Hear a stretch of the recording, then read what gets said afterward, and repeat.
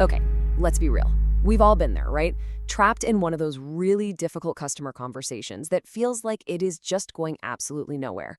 Well, in this explainer, we're going to break down a really powerful technique to turn those frustrating moments into something, well, productive. You know that feeling, you're on the phone, you're trying to explain the policy, you're trying to help, but the whole conversation just starts to spiral. It feels like you're just hitting a brick wall, and the customer's on the other side just as stuck as you are. And that's exactly when that nasty cycle kicks in.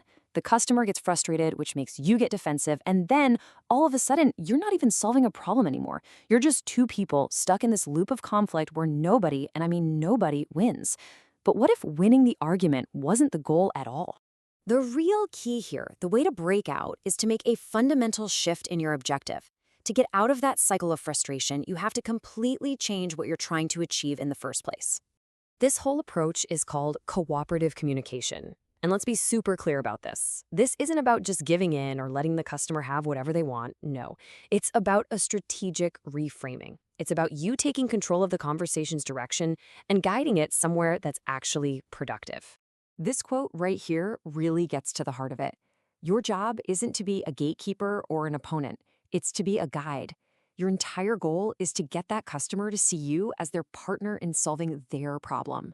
So how do you actually do that? Well, you make them feel like working with you is the absolute smartest, most effective way for them to get what they need. See, when you make them feel like they're doing the right thing by cooperating, you align their best interests with yours. And suddenly, they're not fighting you anymore. They're working alongside you. Okay, so that's the big idea, the theory. But what does this actually look like in practice, when you're live on a call?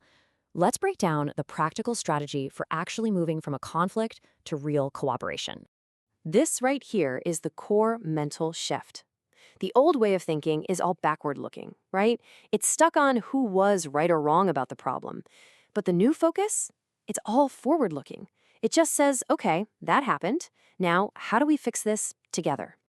And when you make that shift in your focus, your language naturally changes with it. So instead of saying things like, you have to do this, which sounds really defensive, you automatically switch to partnership phrases. Things like, okay, let's see what we can figure out here. Or, my goal is to help you with this, so here are the next steps we can take. It's a simple change, but it turns you from an obstacle into an ally. Now, let's get real for a second. This approach, as powerful as it is not a magic wand. It's just not going to work in every single interaction.